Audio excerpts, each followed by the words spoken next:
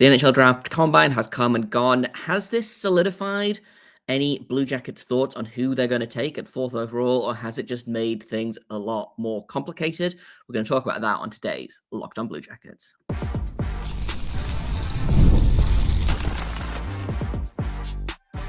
You're Locked on Blue Jackets, your daily podcast on the Columbus Blue Jackets, part of the Locked on Podcast Network, your team every day. Hello and welcome to Locked on Blue Jackets, part of the Locked on Podcast Network, your team every day. I am, as always, your host, Jay Foster, here to give you the good, the bad, and the ugly about your favorite team and mine, the Columbus Blue Jackets. Before we get things started, I want to thank everyone for making this your first listen of the day every single day. Locked on Blue Jackets is free and available on all podcast platforms and over on YouTube. I also have to let you know that today's episode is brought to you by FanDuel. Make every moment more, because right now new customers are going to get $200 in bonus bets with any winning $5 bet.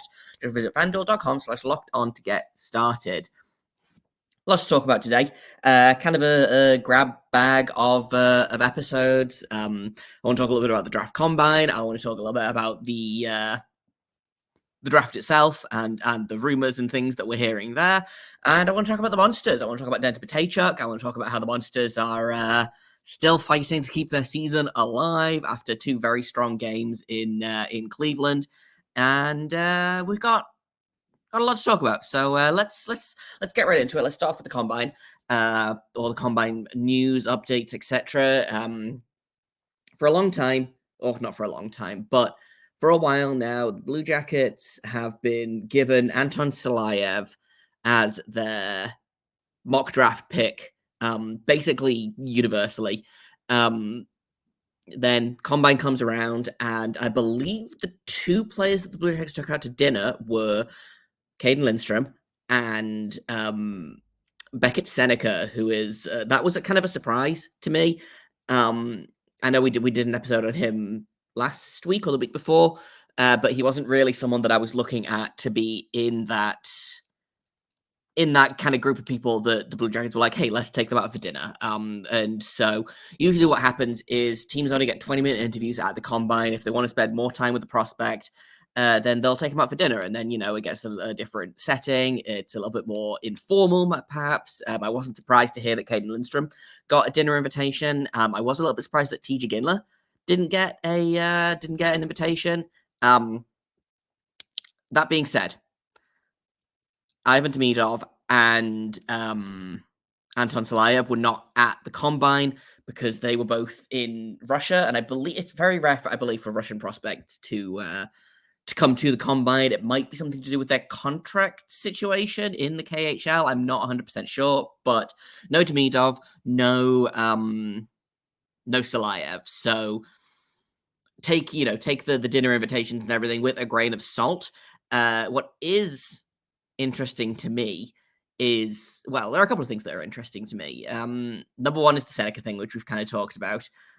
Number two is that there is rumblings that the Blackhawks are interested in taking Artyom Levshunov, second overall, which, again, I've talked about this on the show. They have a lot of good small forwards. They could use a big defenseman, or, any high-end defensive prospect, really. This doesn't surprise me. Passing on Demidov is going to be tough for them, I think. But, hey, I'm not going to complain if they take Levshunov. I don't think that the Ducks are going to take Demidov. That opens Demidov up to being available for the Blue Jackets at fourth overall. There's rumblings that he might drop even further. He might get to number 5, Montreal. I don't think he'll drop past 5. But it does mean that the Blue Jackets will likely be taking one of Demidov, Lindstrom, or the outlier, TJ Ginla, in this upcoming draft, which is very exciting. I think Silayev, if Levshunov goes to the Blackhawks, I think Silayev likely goes to the Ducks.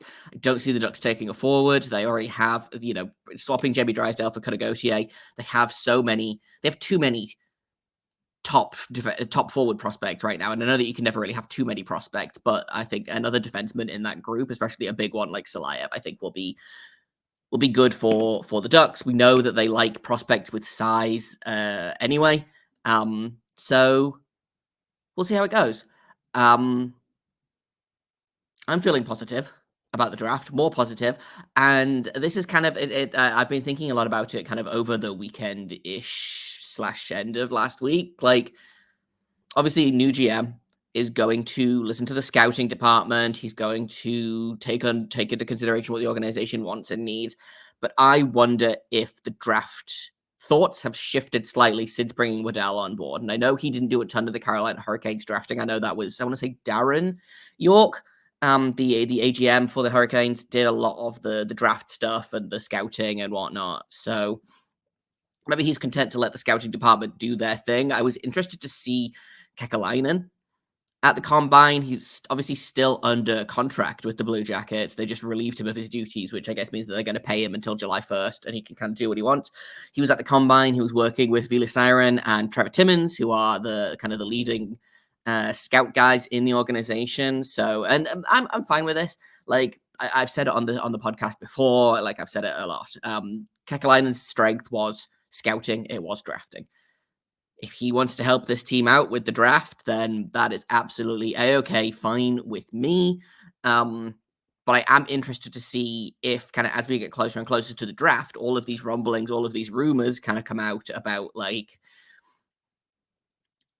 the Blue Jackets are shifting from defense to forward, or shifting from Silayev to someone else, or, you know, Silayev's not going to be available at 4, or somebody else is going to be available at 4 that they didn't think was going to be. You know, I saw one mock draft that had Cayden Lindstrom going 3rd overall, and that freed Ivan Demidov up again to be available at 4th for the Blue Jackets, which I had kind of made my peace with him not being available at 4. I will say if he is available at 4 and the Blue Jackets pass on him, that's going to be really tough to swallow. But we'll see. Like I said, the draft is what, 2.5 weeks away right now, I think. So I can only assume that the rumors and the rumblings and everything is going to get louder and louder and louder as we get there. And we might not know who they take literally until that exact moment before they announce the pick. So we'll see. Going to take a quick break, and then when we get back, we're going to talk about the Cleveland Monsters, who are still alive in playoffs. What's coming up next here at Locked On Blue Jackets? First, I'm going to tell you all about FanDuel, because it's summertime, and summertime means baseball, it means the NBA Finals, it means the Stanley Cup Finals, and more. You can bet on all of that on FanDuel. Right now, new customers are going to get $200 in bonus bets with any winning $5 bet. It's $200 that you can use to bet on everything from the Finals MVP to who's going to hit one out of the park. You don't have to find the most obscure bet. It doesn't matter what you bet on. Literally find the heaviest favorite you can and put $5 on it. And if you win, you get that $200 that you can spend on literally anything you want. Just visit FanDuel.com/lockedon and add a big win to your summer bucket list. Once again, that is FanDuel.com/lockedon. FanDuel, America's #1 sportsbook. Welcome back to Locked On Blue Jackets. We've talked a little bit about the draft. We've talked a little bit about the rumblings. Now we're going to talk about the Monsters, who went down 3-0 in the series against Hershey and the Hershey Bears, who, again, the best, I think, like the second best AHL regular season team in 100 years in the history of the league. They were like 1 percentage point short of having the best win record in American Hockey League history. It was an insane run for them. They didn't lose back-to-back games all season. They went up 3-0 on the Monsters, who 2 close games and then 1 blowout in Game 3 in Cleveland, which was a surprise. I think it was 6-2 to Hershey was the final score. Monsters came into the game on Thursday needing a win to keep their season alive. They did it just. It was a 3-2 win. Grease was excellent. That fourth line continues to be great. And then, again, Game 5, they came out. Hershey scored first. And then the Monsters scored 5 unanswered goals to win 5-1.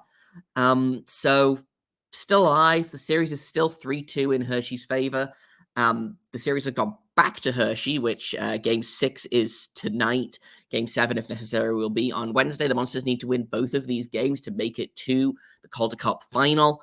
They won't quit. You know, this team is not going down quietly. I think when the series went down to 3-0 in favor of the Bears, everyone was a little bit like, what's going to happen here? But Monsters pulled off a win, pulled off 2 wins. Again, in terms of Hershey's back-to-back losses, okay, quick correction. The Hershey Bears have lost back-to-back games all season, but they have not lost in regulation back-to-back games all season. There was, I think, 3. They lost in overtime, and then in regulation, and then in overtime for 3 games in a row in the beginning of February, I want to say, and then in the beginning/middle of October. They lost in overtime. Oh no, that was a preseason game, so that doesn't count. So yeah, that's the only they've lost back-to-back games one time this season. They have not lost back-to-back games in regulation all season. They just lost back-to-back games in regulation against the Monster. I don't know why I keep calling them the Blue Jackets. Wishful thinking, I guess. This is the first time all season that Hershey has lost back-to-back games in regulation, and they looked good while doing it. The Monsters did. Like, that was a fantastic bounce-back game from them. The offense came alive. Great to see Brendan Gaunce get his first of the playoffs. Obviously, he just joined the team at the start of this series. Jet Greaves was fantastic. 33 saves on 34 shots.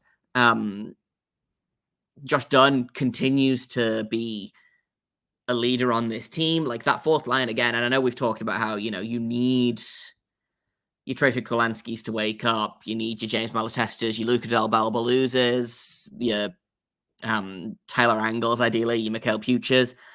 But Josh Dunn continuing to lead the way, has 7 goals in, I think this is game 11 for them, or game 12 for them. Currently leading the team in points, 11 points in 12 games, 7 goals. Justin Pearson right there as well. 2 goals, 9 assists for 11 points in 12 games. That line is getting it done. David Juracek has 10 points in 12 games. Like, he's been fantastic. Just lots of good things from the Monsters in the past couple of games, and they need to keep that. They need to keep that alive, because again, it's lose and go home. They need to win tonight in Hershey, which is going to be so tough to do. They need to win again in Hershey, which again is going to be so tough to do. In terms of Hershey's home and away record, that is a tough building to play in. Okay, in terms of the Bears and their home record, they only lost 7 games at home all season. They only lost 19 games all season overall, but at home they had a record of 29-7. On the road they had a record of 24-7, 0-5. So again, it's basically the same. They just managed to win 5 extra games instead of losing in overtime 5 times. But they are a tough team to play against in their own building. The Monsters on the road have been fine so far in the playoffs. Obviously, they lost those opening 2 games to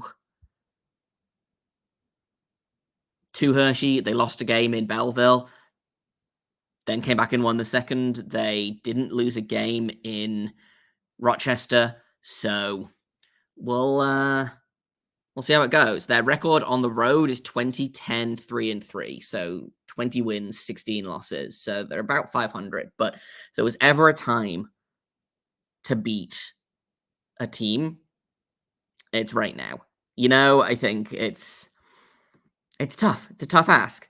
By the time they went down 3-0, I admit it, I was like, okay, maybe they win game 4 and then bow out gracefully in game 5, the gentleman's sweep, if you will, or the asshole's sweep, depending on which way you like to call that. But as of right now, Monsters are still alive, and hopefully they get to stay that way. We are crossing our fingers. We're going to take another quick break, and then when we get back, I want to just finish off by talking a little bit about Denton Mateychuk, who made his pro debut on Thursday, got his first pro point on Saturday. So we're going to do that in just a second here on Locked On Blue Jackets.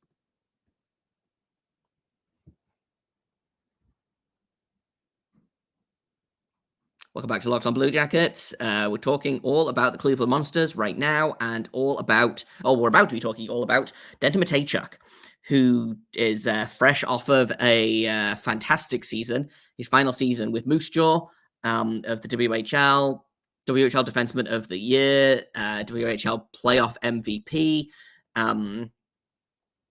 Just a truly insane season from him has come to Cleveland, was here, watched Game 3, I believe, got into the lineup in Game 4, made his pro debut, looked excellent while doing that, got power play one time, and it looked like early Seth Jones in Columbus on that blue line. It really did. And maybe that's me, maybe that's wishful thinking, maybe that's me being overdramatic. I thought he was fantastic in Game 4. I thought he was even better in Game 5. I am so excited to see what this kid can do. Obviously, he got his first pro point. It was a primary assist on Josh Dunn's game-winning goal. So, first pro point in the books, first game-winning assist in the books. Looks excellent. Playing with he's playing, I believe, in a pairing with Marcus Bjork mostly, but is getting power play one time, and he's playing with David Jiricek on the power play as well. And that is just a combination that I like a whole bunch. And it feels very much like, yes, this is the future of the Blue Jackets blue line. I don't think that they will play on the same pairing next season, but these two together look extremely competent and good, and everything that Jiricek's weaknesses are Mateychuk's strengths and vice versa. So you love to see it. Mateychuk's got the speed, the skating, the finesse. Jiricek's got the size, the grit, that bomb of a shot from the blue line. I have liked watching those two on the same team and on the same line together so much in admittedly limited time this postseason, but that's why the Monsters need to win tonight so I can keep watching these two play together, because I'm not ready to stop watching the Monsters yet. Like I said, Monsters have Game 6 in Hershey tonight at 7 p.m. Eastern. It is another do-or-die game. It is their third straight elimination game. If they win, they tie the series at 3, and it goes to a do-or-die Game 7 for both teams. I truly don't know how this game is going to go. I would love to see the Monsters pull out one more win. I would love to see them take this to a Game 7, put a little bit of fear into the Bears, and it might rattle them. Again, this is the first time the Bears have lost back-to-back games in regulation all season. It might rattle them. I don't think it will, but I would love if it did, for personal reasons and also for Monsters reasons. But that's kind of all I've got for today. Tomorrow, we're going to talk all about Adam Fantilli, his rookie season, what I expect from him next year, who he should play with, who he could play with, how to avoid a sophomore slump, all of those things. We're going to do a whole breakdown of Adam Fantilli on tomorrow's show. Thank you for listening to this episode. Thank you for making us your first listen of the day, even when it's 1 p.m. Eastern when I am recording this. It's fine. Don't worry about it. Thank you for listening, for making us your first listen. If we are your first listen, you can find the show free on every podcasting app of choice. You can find us on YouTube. You can find us, you can find me on Twitter at _Jacob Foster, JAKOBFORSTER. You can find the show at LO_Blue Jackets. If you have comments, questions, criticisms, you can email me at lockdownbluejackets@gmail.com. Thank you once again for listening. Once again, tomorrow's episode, Adam Fantilli, all day, every day. And until then, make sure you stay locked on.